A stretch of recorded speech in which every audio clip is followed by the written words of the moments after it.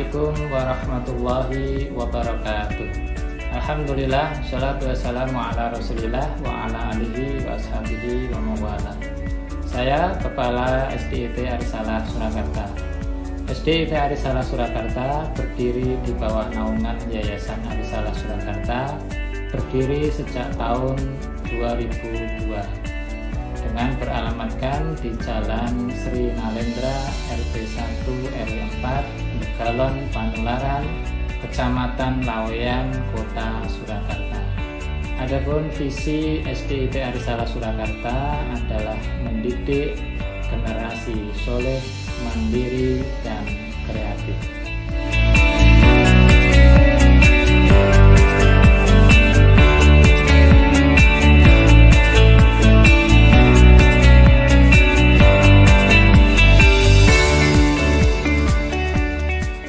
SDIT Arisalah Surakarta didirikan oleh Yayasan Arisalah Surakarta pada tahun 2002. Sejak tahun 2007, SDIT Arisalah Surakarta telah memperoleh status akreditasi A. Oleh karena itu, SDIT Arisalah Surakarta menerapkan sistem pembelajaran dengan kurikulum terpadu dalam rangka membentuk karakter anak yang berakidah shahihah dan ibadah salimah. Anak-anak di SDIT Arisalah Surakarta diajari tentang pendidikan akidah, ibadah, dan muamalah yang sesuai dengan manhaj Ahlus Sunnah wal Jamaah. Di SDIT Arisalah Surakarta, kegiatan pembelajaran keislaman harian dilakukan dengan pembiasaan mengucap salam, tahfidzul Quran, tahsin, menghafal hadis, sholat duha, dan sholat duhur serta asar secara berjamaah. SDIT Arisalah Surakarta menjadikan tahfidzul Quran sebagai program unggulan dengan target hafal 3 juz. Dengan program penunjang syahadah tahfidz per 1 juz bersifat bulanan dan wisuda tahfidz bersifat tahunan.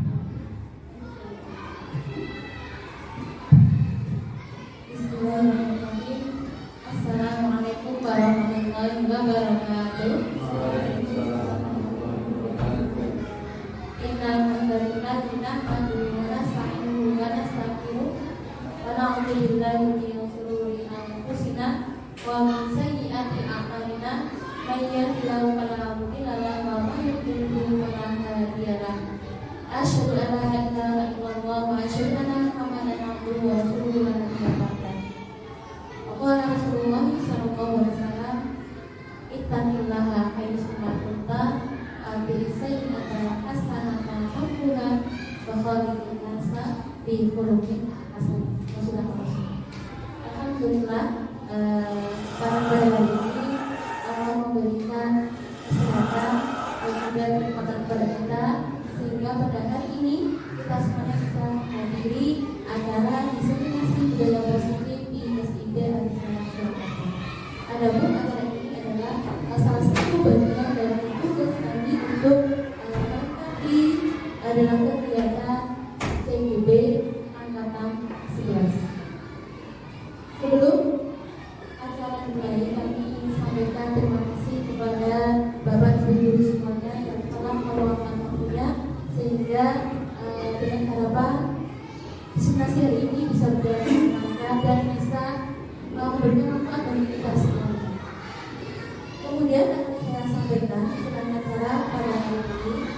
Yang pertama adalah pembukaan, yang kedua adalah perkenalan, yang ketiga adalah inti yaitu penyampaian materi, yang keempat adalah kesimpulan, kemudian yang terakhir adalah penutup. Mengikuti acara yang pertama, marilah kita buka acara pada hari ini dengan bacaan bersama. Bismillahirrahmanirrahim. Selanjutnya akan kami perkenalkan tim kami akan menyampaikan diseminasi budaya positif pada hari ini. Sebelah kanan saya Ustaz Julia. Selanjutnya Sakani Rio Orkom. Dan saya sendiri Asmani, dan sebelah kiri saya sedang Eko. Untuk acara selanjutnya adalah inti dari penyampaian materi. Untuk penyampaian materi yang pertama ini kami persilahkan kepada Ustaz Julia untuk menyampaikan materi. Waktu dan tempat kami persilahkan.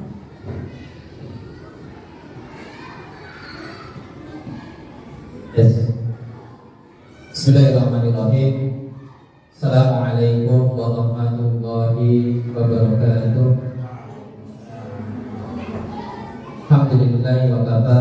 Wassalatu wassalamu ala rasulillahi mustafa wa ala alihi wa man ittaba. Alhamdulillahi rabbil alamin. Kita panjatkan rasa syukur kita kehadirat Allah Subhanahu wa taala yang pada kesempatan pagi hari ini menjelang siang kita bisa dipertemukan kembali dalam suasana yang sangat luar biasa. Bapak Ibu guru hebat yang saya hormati, yang pertama tentunya kami ucapkan terima kasih atas kehadirannya, karena dengan kehadiran Bapak Ibu guru semua tentunya kegiatan diseminasi pada hari ini akan berjalan dengan lancar. Kemudian akan kami sampaikan terkait dengan kegiatan CGB dalam Guru Putra Angkatan 11. Sebelumnya, perkenalkan, nama saya Kuningan. Tadi sudah disampaikan oleh pembawa acara, kalau sudah mengenal semuanya. Kemudian akan kami sampaikan terkait dengan kegiatan ini. Yang pertama, ini adalah sebuah aksi nyata diseminasi budaya positif. Diseminasi adalah penyebaran atau sosialisasi budaya positif. Tentunya budaya positif ini yang ada di sekolahan, karena profesi kita adalah sebagai seorang guru, maka di sekolah adalah tempat budaya kita positif kita untuk menanamkan budaya-budaya kebaikan kepada anak didik kita. Kalau di lingkungan masyarakat tentu juga kita harus membudayakan budaya positif. Sebagaimana guru penggerak, motonya ya tergerak, bergerak dan menggerakkan. Bagaimana kita tergerak untuk berbuat kebaikan, kemudian bergerak, yang terakhir menggerakkan.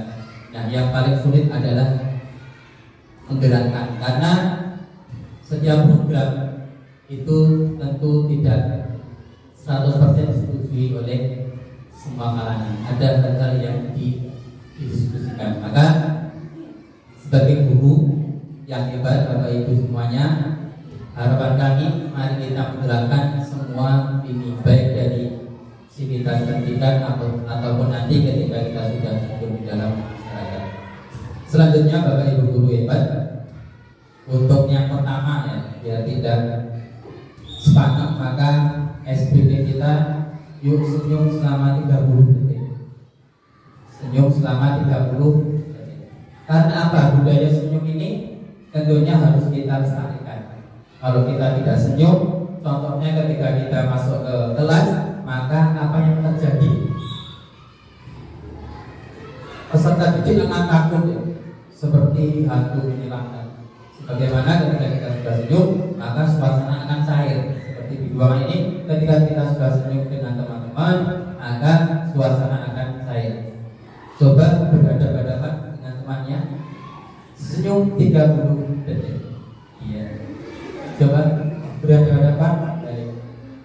Luar biasa sekali. Teman-teman, untuk Bapak Guru yang hebat. Baik. Maka ambil sudah 30 detik kita senyum dengan teman kita, karena tidak kita lupa ya, karena kita banyak kerjaan, maka senyum saja kita tidak melakukannya. Padahal itu adalah sebuah budaya positif yang harus kita lestarikan. Baik Bapak Ibu guru yang hebat, rekan-rekan semuanya, kita akan mengadakan kesepakatan kelas di forum diseminasi ini. Sudah saya sampaikan di depan di layar, bisa dilihat ini adalah kata pemantik bagi kesepakatan di forum diseminasi ini. Yang pertama adalah hargai siapapun ya. Artinya ketika kita sebagai guru harus menghargai apapun pendapat rekan kita, teman sejawat kita.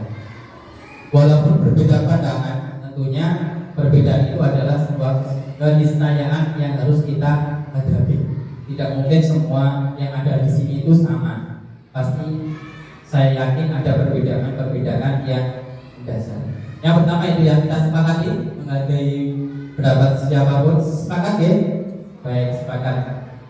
Kemudian menjadi pendengar yang baik.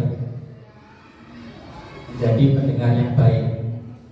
Seperti halnya ketika kita menggunakan metode ceramah di kelas, kita banyak menyampaikan materi. Akan tetapi ketika anak-anak tidak bisa mendengar dengan baik, maka apa yang kita sampaikan pada pembelajaran tidak akan disampaikan. Maka kita harus menjadi pendengar yang baik. Sebagaimana ketika kita menjadi wali kelas, tentunya kita harus banyak menjadi pendengar. Apa itu keluh kesah yang ada di kelas, maka kita harus tahu. Jangan hanya satu arah, ada dua arah komunikasi antara peserta didik dan guru. Kita harus menjadi seorang pendengar yang baik. Siapa menjadi pendengar yang baik, Bapak Ibu? Ya, Bapak Ibu yang luar biasa. Ada usulan untuk kesepakatan dari forum diseminasi ini. Nantinya akan ada 1 jam ya lebih untuk hari ini.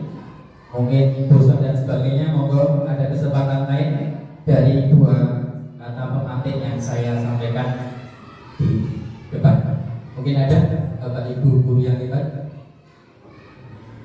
Minum, ya belum ada minum ya, nanti insya Allah ada minum. Ada lagi? Apa cukup? Ya, baik. Kita cukupkan untuk kesepakatan forum ini terkait dengan kesepakatan kelas. Baik, sebelum kita mau mulai, bisa disimak video yang saya siapkan.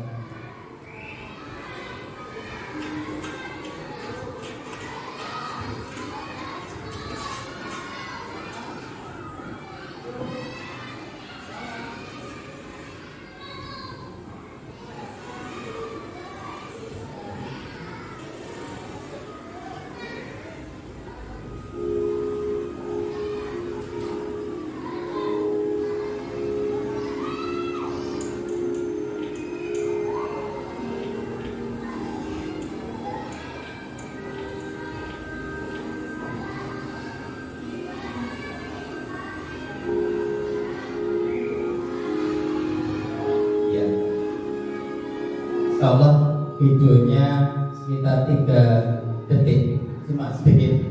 Akan tetapi di situ ada banyak materi yang kita peroleh ini. Mungkin ada yang bisa menyampaikan ada hikmah apa yang ada di video tersebut, Bapak Guru yang hebat.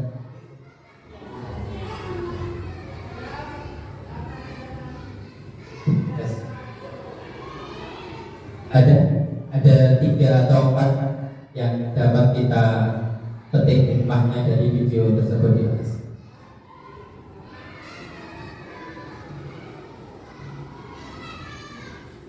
Bapak Pur bisa menyampaikan 1 kalimat atau 2 kalimat.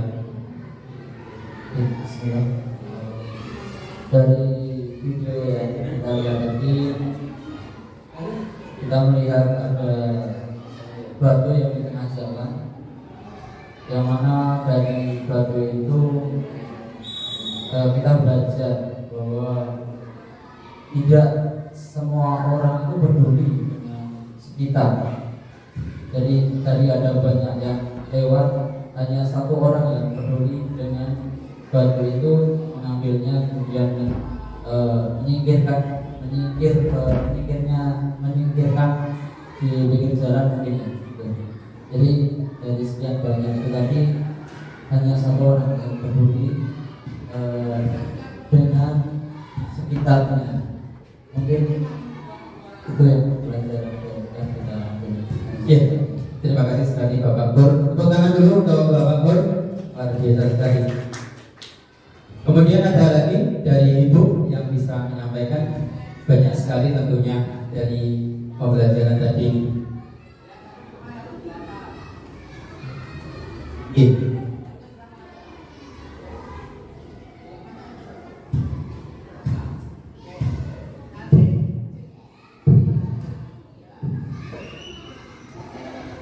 menurut saya dari video tersebut itu kita bisa mengambil hikmah. Bahkan masih sedikit orang yang peduli dengan kebaikan. Bahkan ketika tadi di video sebelum orang yang buta itu memindahkan, itu ada 1 orang yang mau mengambil, tapi orang lain justru nggak usah. Jadi mungkin ya dari hikmahnya itu masih sedikit orang yang peduli dengan kebaikan. Ya, terima kasih Ibu Yuli ya. Tepuk tangan untuk Ibu Yuli. Luar biasa sekali. Baik, banyak sekali yang kita dapatkan dari video tersebut, dari Bu Yuli dan Pak tadi menyampaikan terkait dengan kepedulian. Kita bisa analogikan di kelas, ketika di kelas tidak ada yang peduli dengan metode pembelajaran, tidak ada yang peduli dengan hal-hal yang negatif di kelas, maka kelas itu kita tidak tahu akan menjadi apa seperti itu. Bahkan yang terakhir itu bahwasanya seorang yang buta yang kita anggap tidak mempunyai kompetensi, beliaulah yang menyingkirkan batu itu, seperti itu. Terima kasih untuk semuanya. Berikutnya untuk materi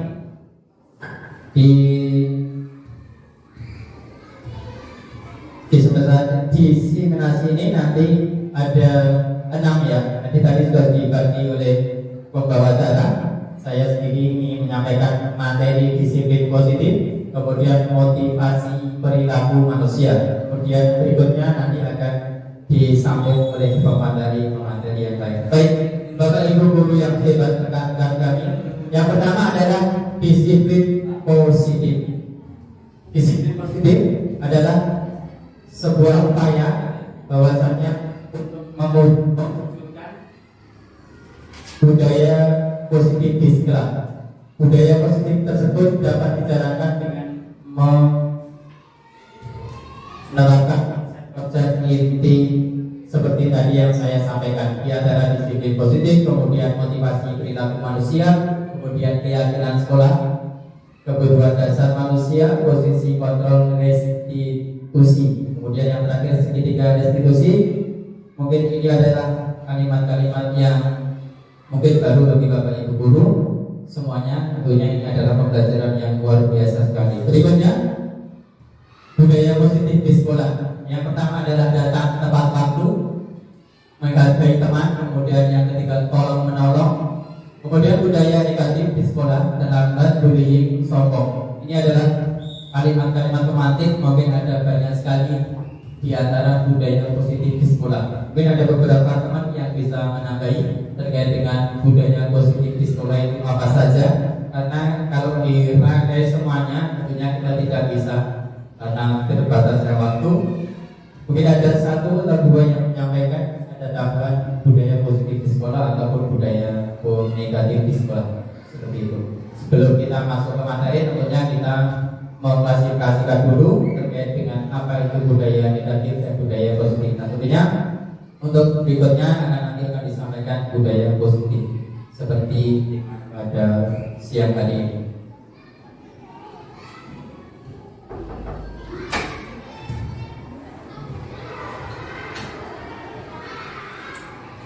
Ada tambah lagi budaya positif? Banyak budaya positif di sekolah ataupun di kelas. Baik, tidak ada? Boleh. Fokus Ibu Kasmani.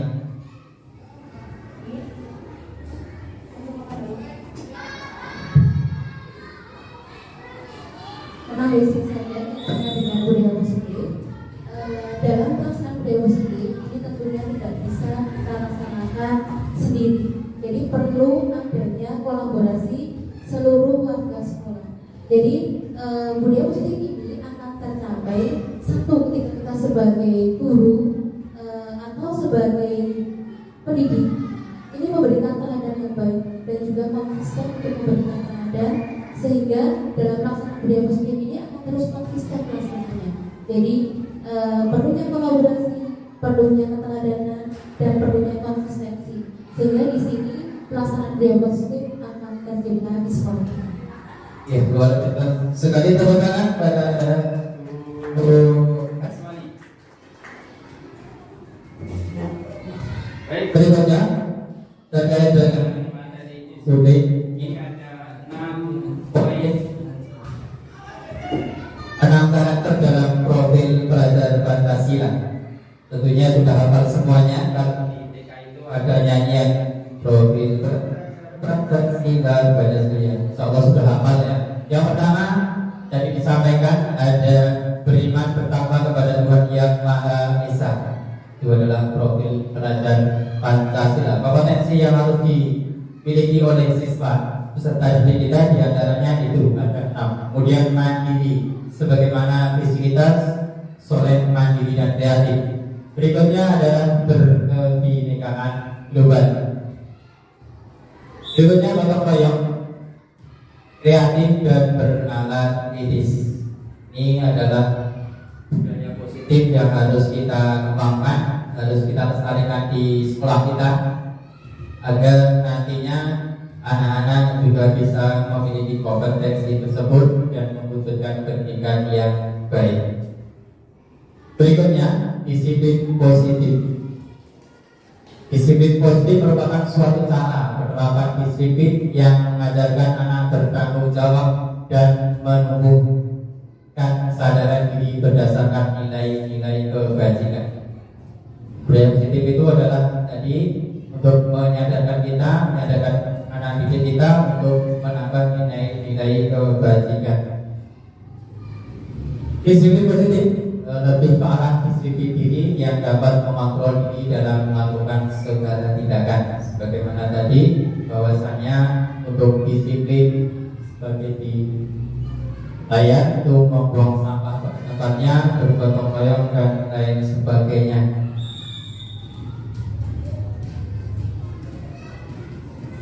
Baik, mungkin itu untuk materi yang pertama. Ini masuk ke materi berikutnya, yaitu motivasi perilaku manusia. Insyaallah akan disampaikan oleh pemateri berikutnya. Mungkin itu dari saya, kurang lebihnya maaf. Assalamualaikum warahmatullahi wabarakatuh.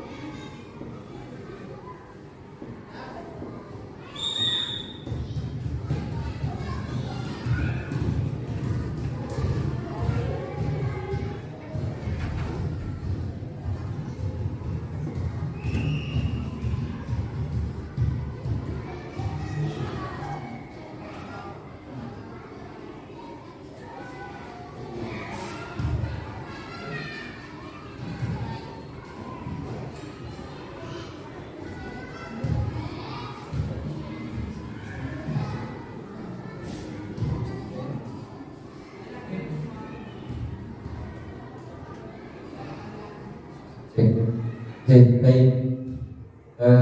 melanjutkan dari diseminasi yang sudah Pak Aan sampaikan. Ini saya Andi Brotomo, calon guru penggerak angkatan 11. Hari ini akan melakukan diseminasi terkait teori motivasi, hukuman, dan penghargaan. Jadi setelah pembahasan mengenai disiplin positif yang akan kita bangun di sekolah, itu nanti akan ada sebuah teori motivasi, hukuman, dan penghargaan. Jadi nanti urutannya itu memang dari tema global adalah disiplin positif, kemudian cara untuk menumbuhkan, serta nanti yang terakhir adalah penanganan terhadap masalah-masalah yang ada. Lanjut. Ini lanjut saja. Jadi dalam setiap disiplin yang ada yang sudah kita bangun di sekolah kita, semisal disiplin positif yang kita punya ini, ketika ketemu orang 5S melakukan seperti itu, kemudian berjabat tangan, ini merupakan disiplin positif yang sudah mulai kita kembangkan dan semoga nanti terus berjalan. Nah, apa yang terjadi kalau kita mendengar kata disiplin? Kalau kita merangkum dari apa yang disampaikan oleh Ki Hajar Dewantoro, ini memang kalau untuk kurikulum Merdeka ini apanya ya, yang menjadi referensi utama adalah Ki Hajar Dewantoro.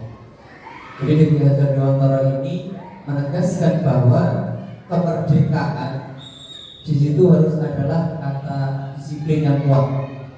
Disiplin ini yang dimaksudkan adalah kebangkitan motivasi dari dalam, sehingga orang tersebut tidak melakukan segala hal itu berdasarkan dari luar, motivasi ekstrinsik, tapi dimulai dari dalam. Dia punya motivasi dari dalam, sehingga dengan begitu dia melakukan suatu hal, mentaati suatu hal itu atas kesadaran sendiri dan bisa istiqomah. Lanjut. 3 motivasi perilaku yang sering muncul, yang sering dijadikan landasan orang itu melakukan pendisiplinan atau orang itu mau disiplin. Yang pertama adalah dia menghindari ketidaknyamanan. Seseorang yang melakukan disiplin itu rata-rata ya karena ada tuntutan. Dia takut kalau ada hukuman, kemudian dia mau berdisiplin. Yang kedua, dia ingin mendapatkan imbalan atau penghargaan. Seseorang itu ingin berdisiplin, siap berdisiplin asal dia mendapatkan imbalan serta adanya penghargaan. Kemudian yang ketiga, motivasi yang ketiga, dia ingin menjadi seseorang yang diinginkan. Jadi people pleaser. Dia menginginkan agar orang itu menyukai dirinya. Dengan dia menyukai dirinya, nanti dia akan terbangun sebuah hubungan yang lebih harmonis. Tentunya ini bukan motivasi yang baik. Lanjut. Tujuan disiplin yang akan kita terapkan, utamanya nanti secara global itu disiplin positif, adalah untuk membangkitkan orang itu membangkitkan kemauan untuk menjalankan nilai-nilai kebaikan yang universal. Contoh kebaikan universal ya jujur ya, bukan jujur kacang hijau. Terus ada di disiplin itu sendiri, nilai-nilai universal, saling menghargai orang lain, tidak menyela ketika ada orang yang berbicara seperti itu, atau tidak korupsi. Ini nilai-nilai yang sudah mulai terkikis yang ada di khususnya di lingkungan kita. Lanjut. Nah, konsep utamanya ini coba kita akan bahas. Yang pertama, kita lihat dulu dari pertanyaan yang sudah kita cantumkan di atas. Strategi apa yang selama ini Anda terapkan untuk menanamkan disiplin positif pada murid-murid Anda? Dan bagaimana hasilnya bertanya pada perilaku murid-murid Anda. Apa kira-kira teman-teman yang sudah ini? Apa? Ibunya? Nama siapa? Nah, Ella, apa yang sudah diterapkan oleh Ibu Ella untuk menerapkan disiplin positif pada murid-murid dan hasilnya bagaimana? Dalam proses pembelajaran, ketika menanamkan disiplin positif pada murid-murid saya, ketika proses pembelajaran itu saya memberikan apresiasi pada beasiswa yang ingin maju ke depan, jadi memberikan pendapatnya, dan juga ketika ingin mau mengumpulkan tugasnya kepada Gimana apa hasilnya setelah tidak menerapkan itu? Nah, perilaku murid apa yang berubah? perilaku murid ketika saya memberikan apresiasi atau penghargaan kepada siswa itu, siswa sendiri merasa termotivasi atau semangat. Oke. Ya, terima kasih. Jadi memang untuk menerapkan disiplin positif, kemudian kita memberikan apresiasi, anak otomatis akan berubah perilakunya, Terus yang kedua, nilai-nilai kebajikan apa yang Anda berusaha tanamkan pada murid Anda di kelas dan di sekolah? Di kelas seperti apa, Mr. Fauzi, yang Anda terapkan di dalam kelas? Menurut dengan nilai-nilai kebajikan apa sih yang sudah Anda terapkan di kelas? Ya, memberi contoh teladan kepada anak yang lain. Terus ada lagi apa?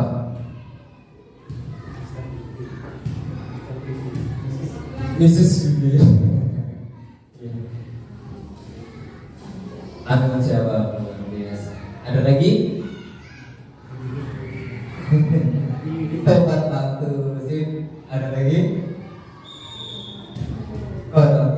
Ya. Itu merupakan ke nilai-nilai kebajikan yang sudah kita upayakan untuk diterapkan di kelas-kelas kita agar menjadi sebuah disiplin positif yang terus berkembang, terus bisa dipertanggungjawabkan dan bisa dirasakan manfaatnya oleh banyak orang. Lanjut.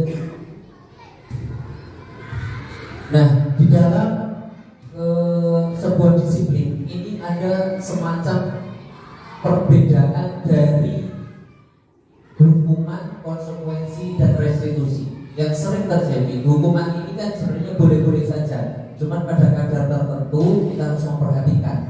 Hukuman ini kalau dalam kurikulum kita itu dinilai sebagai identitas gagal.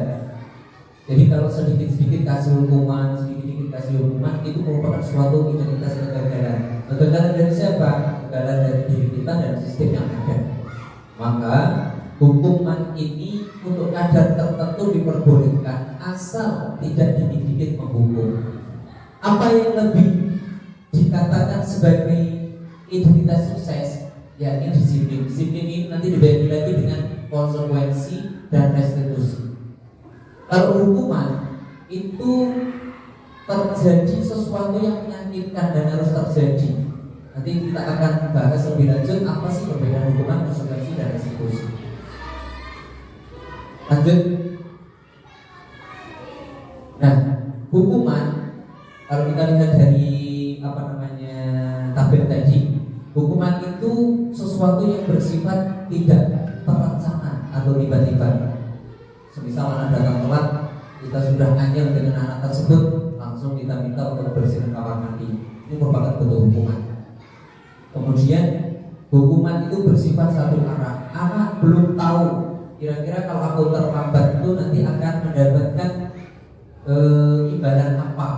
Mereka belum tahu. Oh, ternyata ketika dia terlambat malah disuruh hormat bendera 1 jam, suruh lari-larian di lapangan. Ini merupakan bentuk-bentuk dari hukuman. Kemudian konsekuensi. Konsekuensi ini merupakan sebuah akibat yang sudah terencana dan anak sudah menyepakati bersama. Kita mungkin di dalam kelas sudah sering membuat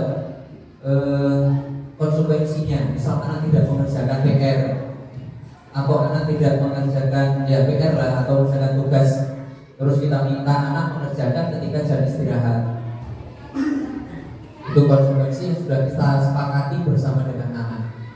Nah, dalam kondisi konsekuensi ini memang anak tetap dibuat tidak nyaman. Tapi tentunya ini dalam jangka waktu yang pendek. Jadi efeknya bagi anak itu dalam jangka waktu yang pendek saja. Lanjut. Ini kita sedikit melihat studi kasus. Ivan kurang menguasai pelajaran matematika sehingga pada saat pelajaran tersebut berlangsung dia lebih banyak berdiam diri atau menggambar di buku pelajarannya. Pada saat guru matematikanya Pak Seno menanyakan pertanyaan, Iva menjadi gugup dan tak sengaja menjatuhkan tasnya dari kursi, serta tiba-tiba menjadi gagap pada saat berupaya menjawab. Seluruh kelas pun tertawa dengan perilaku Iva yang bicara gagap dan terkejut tersebut. Pak Seno pada saat itu membiarkan teman-teman Iva menertawakan Iva yang tergagap dan malu luar biasa, dan malahan minta Iva untuk maju ke depan dan berdiri di depan kelas sambil menunjuk hidungnya karena tidak bisa menjawab pertanyaan Pak Sino. Kelas makin gaduh dan anak-anak pun tertawa melihat Iva di depan kelas memegang ujung hidungnya. Next. Nah, dari kasus yang ada, coba kita urai bersama kawan-kawan. Apakah Anda setuju dengan tindakan Pak Seno terhadap Iva? Mengapa? Menurut Anda tindakan Pak Seno terhadap Iva adalah sebuah hukuman atau konsekuensi? Mengapa? Apakah Anda setuju dengan tindakan Pak Seno terhadap Iva? Ustaz Hamid, setuju? Buatan. Kenapa kira-kira? Karena mempermalukan. Ya, kita sepakat. Yang lain silakan. Apakah Anda setuju? Pak Bun? Dengan tindakan Pak Seno? Tidak setuju. Kenapa kira-kira?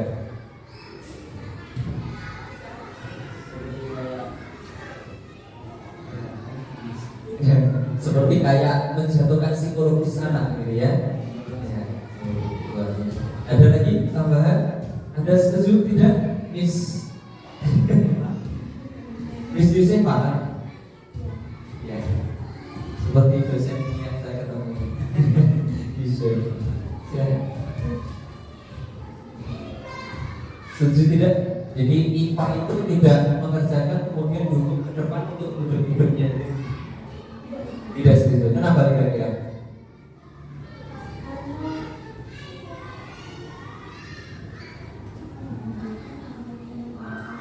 Iya. Tidak setuju ya, karena terkesannya menjatuhkan anak, mengganggu psikologis anak, dan dia itu nanti akan dapat dia ingat sampai tua itu. Jadi seperti itu yang memalukan sekali itu. Ini kita lanjut aja.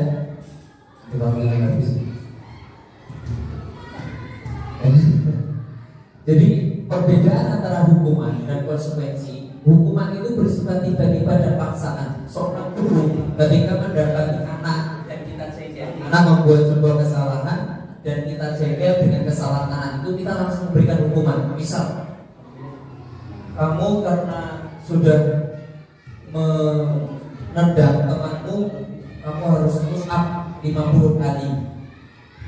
Karena ini sifatnya tidak ada kesepakatan di awal, maka ini namanya adalah hukuman. Ketika anak itu tidak mau melaksanakan, ada paksaan, itu namanya hukuman. Memang bikin jera, cuman kita harus lihat kadar hukuman kepada anak ini seperti apa. Usahakan hukuman itu yang memang membuat mereka belajar dari kesalahannya dan tidak mengulanginya lagi, sehingga pembangkitan motivasi dari dalam, motivasi intrinsik ini merupakan suatu hal yang harus kita upayakan, apalagi kita sebagai guru.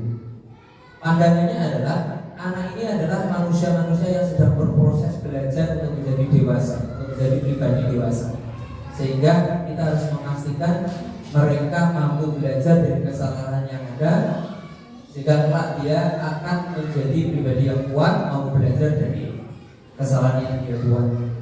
Karena apa yang kita ajarkan kepada anak-anak itu nanti juga dia akan mengajarkan kepada anak-anak yang lain. Kalau dia jadi guru, kita bayangkan berapa dosa jariah yang telah kita buat. Terus penghargaan, salah satu bentuk motivasi yang tadi kita bahas itu penghargaan, anak-anak itu akan merasa diterima dan perjuangannya itu dianggap apabila diberikan penghargaan. Cuman penghargaan ini juga ada kekurangannya. Yang pertama, motivasi yang muncul dari anak itu hanya durasinya tidak, cuma sebentar, pendek. Ketika penghargaannya tidak ada, dia juga tidak mau melakukan. Kemudian ada persaingan di sana, ada kecemasan yang muncul. Kalau aku nanti nggak bisa dapat penghargaan. Kemudian ketiga, dari keduanya itu, dari penghargaan, hukuman, itu sama-sama semuanya mengendalikan perilaku orang lain. Jadi keduanya itu mengendalikan perilaku seseorang, mulai dari hukuman, konsekuensi, dan penghargaan. Itu adalah upaya untuk mengendalikan perilaku seseorang. Maka yang harus senantiasa kita upayakan adalah membangun motivasi anak dari dalam. Caranya bagaimana? Caranya nanti akan dipaparkan oleh teman-teman kita. Begitu. Terima kasih sudah merelakan mendengarkan penjelasan singkat saya. Ini merupakan kesempatan yang bagus. Terima kasih.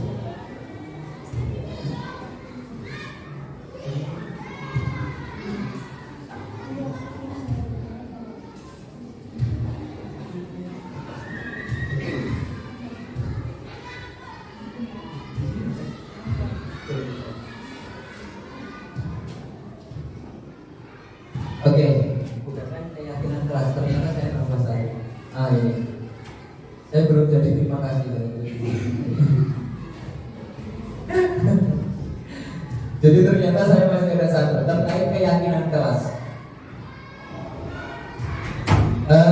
Di dalam kelas kita itu harus kita buat, kalau dulu dibikinnya kesepakatan kelas, sekarang bergeser namanya keyakinan kelas. Kalau kesepakatan kelas itu kaitannya sesuatu yang kita sepakati. Lebih jauh dulu ada peraturan kelas. Kenapa kok pakainya enggak peraturan kelas?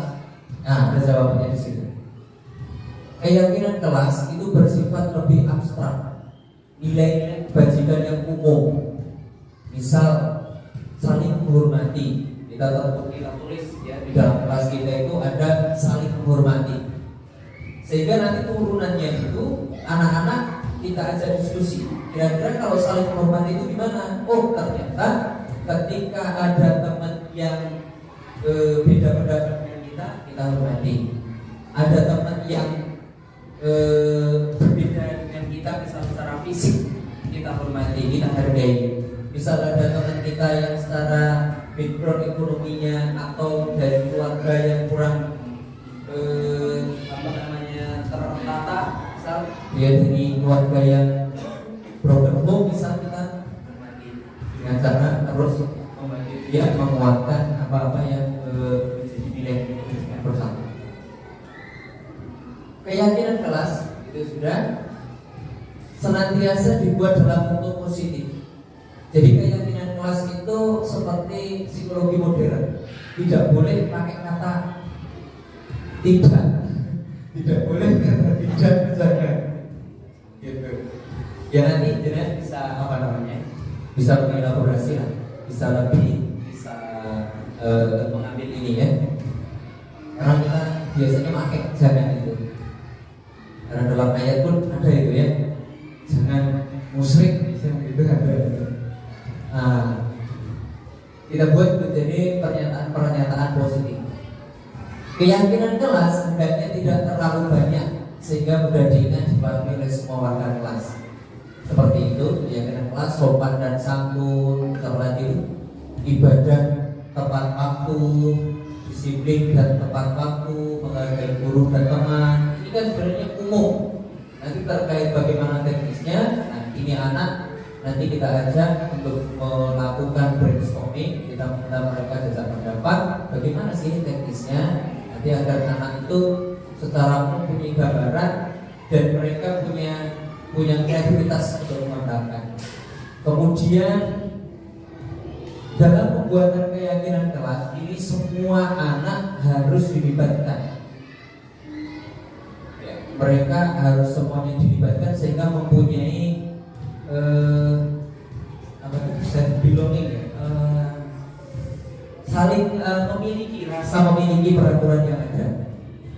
Nah, mengapa keyakinan kelas bukan peraturan kelas? Keyakinan kelas bernilai nilai-nilai yang universal, nilai-nilai yang umum. Sedangkan peraturan kelas itu seperti sesuatu yang strict ya, sesuatu yang terlalu banyak aturan yang tegas dan harus dituruti. Murid harus gitu. Kalau keyakinan kelas itu anak mempunyai pengembangan sebagai acuannya itu tetap berpusat pada kebijakan besar yang sudah kita sepakati. Kira-kira begitu teman-teman. Mohon maaf, lebih lanjut akan diteruskan oleh Ibu Niken Pramesti.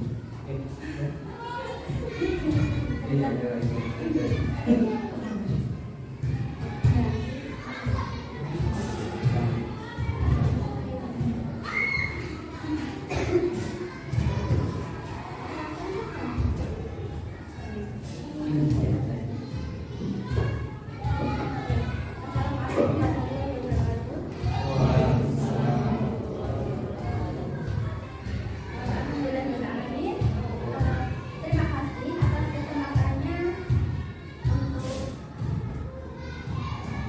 mempresentasikan 5 kebutuhan dasar manusia ya. Jadi setiap manusia itu memiliki kebutuhan dasar yang sangat beragam. Salah satunya kenapa kita harus memenuhi kebutuhan kita? Karena kalau tidak terpenuhi, kita akan berbuat kriminal atau sesuatu yang salah dengan nilai-nilai kebajikan yang dianut oleh sebagian besar orang. Nah, menurut William Blazer dalam bukunya Choice Theory menyatakan bahwa seluruh tindakan manusia memiliki tujuan tertentu, yaitu memenuhi kebutuhan dasarnya. Sedangkan kebutuhan dasar ini ada 5. Slide yang selanjutnya. Yang pertama itu bertahan hidup. Kemudian untuk dia memenuhi kebutuhan kasih sayang dan rasa terima. Kemudian kebebasan, keserangan dan penguasaan. Slide sebelumnya. Nah, pada kebutuhan survival atau kebutuhan bertahan hidup, kebutuhan yang paling mendasar itu berkaitan dengan fisiologinya atau kebutuhan fisik. Kebutuhan fisik itu pakaian, rumah, makanan, seperti itu ya. Kalau bayangkan, kalau misalnya murid kita datang ke sekolah, dia masih dalam keadaan lapar, pasti dia akan merasa lesu, ya kan? Kurang bersemangat. Jadi kebutuhan dasar yang belum terpenuhi adalah kebutuhan makanan, seperti itu. Nah, kemudian kebutuhan yang kedua, kebutuhan kasih sayang dan rasa diterima atau love and belonging. Di kebutuhan ini yang paling mendasar adalah kebutuhan akan hubungan dan koneksi sosial atau kebutuhan yang rasa ingin diterima oleh kelompoknya, seperti itu. Nah, di sini kalau misalnya dia contoh murid besar, ketika anaknya ini memakai baju baru, ya kan, seragam baru gitu. Nah, dia tidak kita perhatikan, kita tidak memberikan sesuatu baju baru, mungkin dia akan sedikit murung, sedih gitu, karena dia sudah memakai baju baru, tapi tidak ada yang memperhatikan atau tidak ada yang memberi komentar, seperti itu. Nah, kemudian kebutuhan yang selanjutnya adalah kebutuhan akan kebebasan. Kebutuhan akan kebebasan ini beratnya adalah dia kebutuhan akan kemandirian secara ekonomi, kemudian dia memiliki kebebasan untuk memilih jalan hidupnya sendiri, kebebasan untuk mencoba hal-hal yang baru, dan diberikan kesempatan sebebas-bebasnya kepada anak tersebut. Nah, contohnya kalau misalnya murid kita di kelas ya, mereka duduk diam seperti ustazah, seperti Bapak Ibu sekarang, duduk diam saja tanpa melakukan apapun, apa yang dirasakan bosan. Baiklah, mari kita mulai sedikit ya. dua, nomor tiga. Bukan seperti itu loh, tapi ditambah. Yes. Yes. Nomor satu. Yes, yes. Nomor satu. Yes. Nomor dua. Yes. Bukan yes, yes. Oke.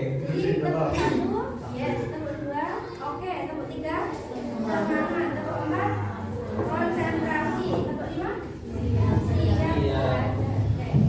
Siap belajar. Kita ulang. Nomor satu, Yes. nomor dua, Yes. bukan yes. Nomor dua, nomor tiga, nomor empat, nomor lima.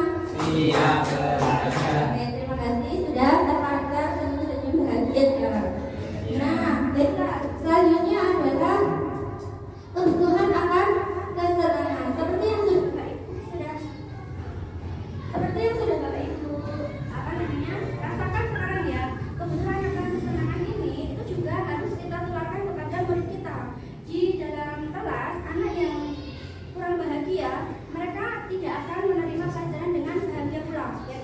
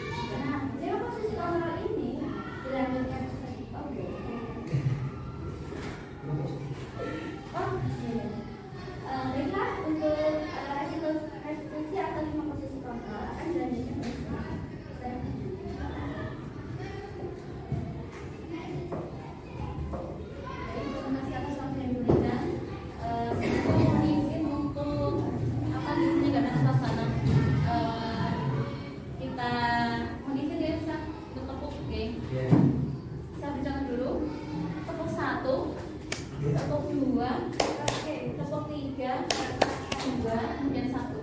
Oke, tepuk 1, tepuk 2, tepuk 3, tepuk 4.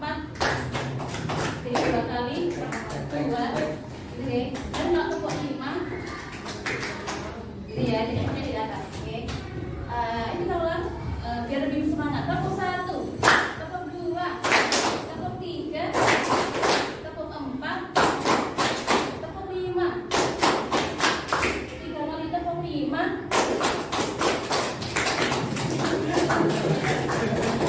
Belum bersemangat, lagi 3 kali tepuk 5.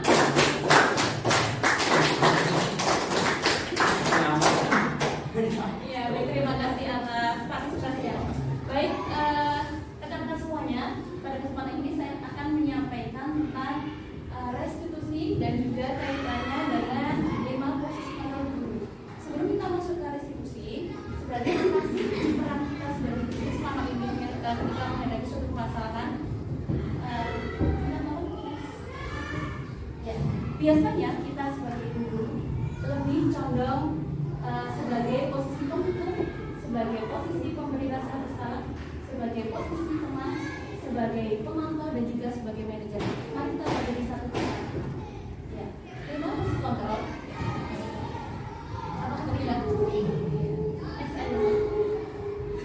Ya, baik. Sebagai pembuku, biasanya seorang pembuku ini bisa menggunakan hukuman fisik ataupun dengan verbal. Artinya dalam bidang hukuman, setiap kali murid melakukan kesalahan sedikit dihukum. Meskipun hukuman itu kita menganggapnya ringan, tapi itu juga namanya hukuman. Nah, ternyata di sini nih, pandangannya ketika berbuat salah, kamu selalu saja seperti itu, atau kamu tidak melakukan, kenapa kamu selalu melanggar? Nah, ternyata dengan posisi kita sebagai penghukum, hasilnya akan memungkinkan murid itu akan menjadi marah dan juga menjadi dendam, atau bahkan bersifat agresif. Tentunya dalam hal ini akan menimbulkan luka. Bahkan anak akan senantiasa mengingat hal-hal yang pernah dialami. Yes. Sebagai pembuat pasal besar, di sini guru memang menggunakan kata-kata yang lembut, kata-kata yang halus, ya, tetapi ternyata dengan pembuatan pasal besar ini akan menghasilkan atau menimbulkan murid ya dengan rasa bersalah atau bukan merasa gagal karena telah melakukan suatu kesalahan. Ciri-cirinya biasanya di sini ibu sangat kecewa sekali dengan kamu. Coba ini kita sampaikan kepada murid kita, dia akan masih besar-besar. Kemudian lagi berapa kali bapak harus memberitahu kamu. Kemudian gimana coba kalau orang tua kamu tahu kalau kamu berbuat seperti ini? Ya ini akan menjadi semakin jauh. Jadi ini adalah peran guru ketika dalam posisi membuat perasaan bersalah. Next. Peran guru sebagai teman. Nah di sini guru pada posisi ini tidak akan mempunyai, akan tetapi di sini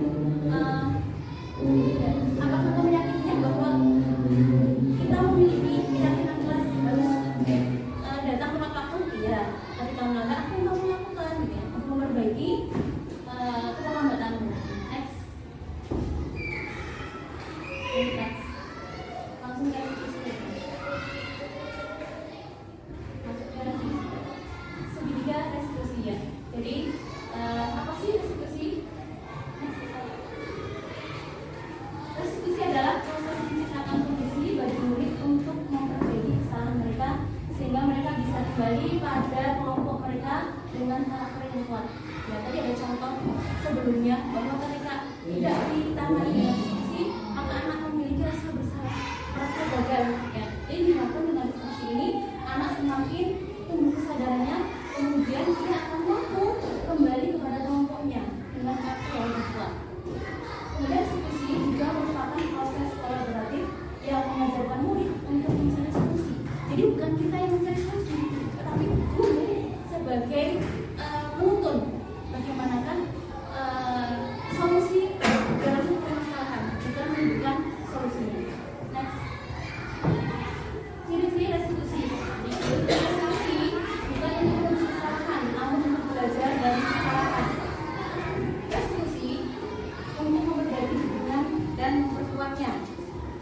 Restitusi adalah tawaran, bukan paksaan. Bukan hanya hukuman nih. Jadi kalau hukuman berat, maka hukumannya adalah seperti ini. Kalau melanggar B, seperti ini.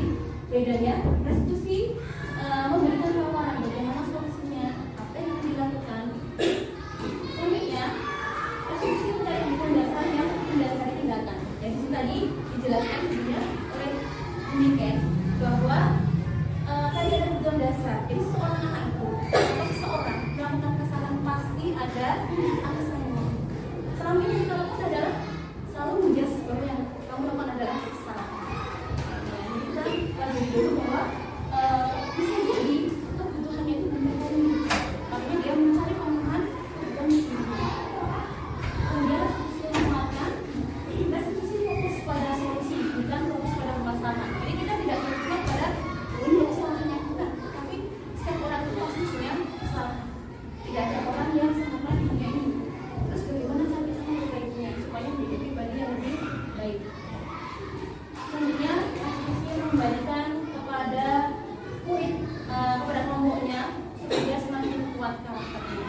Next, segitiga restitusi. Ya, ini ada 3 tahapan yang gambar seperti itu. Next, tahapan segitiga restitusi. Jadi solusi yang kita lakukan adalah yang pertama, yaitu dengan menstabilkan identitas. Maksudnya menstabilkan identitas seperti apa? Jadi ketika anak membuat kesalahan, ya kita stabilkan kondisi. Jadi tadi contoh di awal, karena saya dengar kamu memang seperti ini. Kemudian kita sampaikan penetralan kondisi, ya, stabilitas. Setiap orang pasti punya kesalahan. Setiap orang tidak ada yang sempurna. Jadi anak merasa nyaman. Tadi ketika kita belajar. Kemudian yang kedua, validasi dalam masalah. Jadi bukan validasi di sini bukan kita membenarkan tindakan itu bukan, tapi kita menyadari bahwa yang diharapkan itu pasti ada alasannya.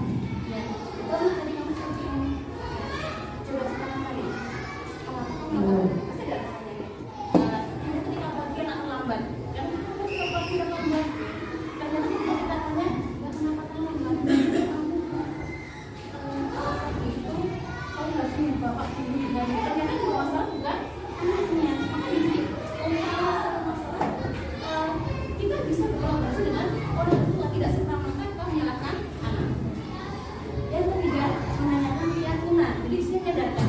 Jadi menunjukkan ini loh salahmu. Setiap pagi kamu datang akan bangun. Kita tanyakan ya. Jadi keyakinan kelasnya, Mbak, apa keyakinan kelas kita? Tidak ada yang Mbak itu. Terus hari ini kok datang melakukan. Sesuai nggak dengan keyakinan kelas? Tidak sesuai. Nah, ini kan anak dididik atau dituntut supaya dia menyadari bagaimana dia menyadari kesalahannya dan mencari solusi dalam menyelesaikan masalah. Next.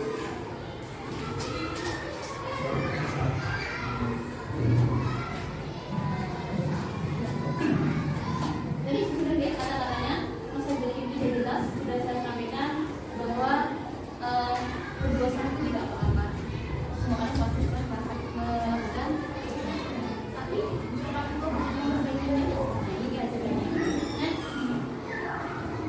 konsolidasi dengan yang salah. Ya, pada ini juga tergabung dengan kata juga ini. Yang pertama ini, kalau bahasa Jawa ini terlalu diri. Kamu bisa baca mungkin bisa buat lebih dari ini kan? Karena buktinya kamu tidak buat lebih dari ini. Nah, gitu. Jadi di sini maksudnya ternyata kamu juga bisa menahan perbuatan supaya tidak sampai parah. Ya, gitu kan. Lanjut.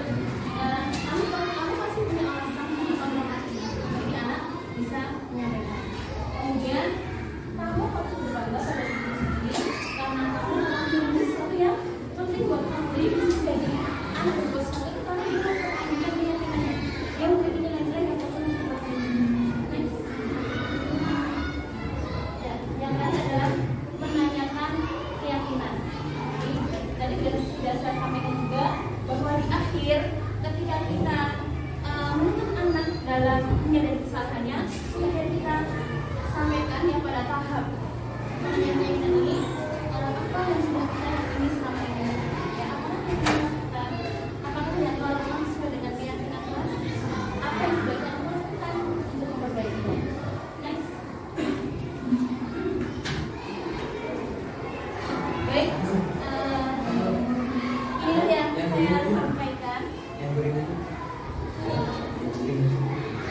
Ini saya sampaikan, maaf atas segala kekurangan. Mudah-mudahan apa yang kami sampaikan dari tim calon guna nasional ini bisa kita lakukan sebagai kita dengan baik.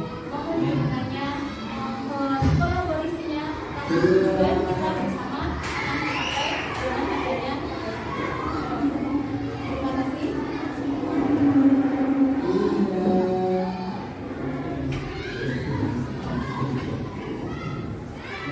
Langsung saja meninjau acara yang terakhir adalah penutup. Sebelum menutup, ada yang bisa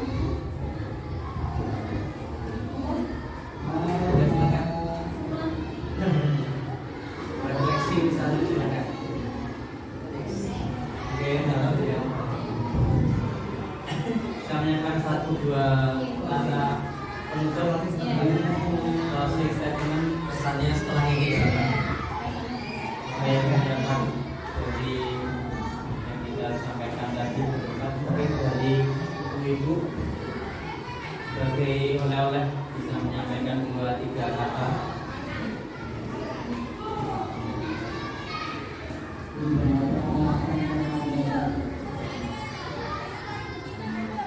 refleksi dari apa yang kami pelajari. Alhamdulillah kami memiliki pandangan baru terkait bagaimana cara mengelola kelas, kemudian bagaimana mendiskusikan kelas, dan juga menerapkan budaya positif dan juga menerapkan disiplin kelas.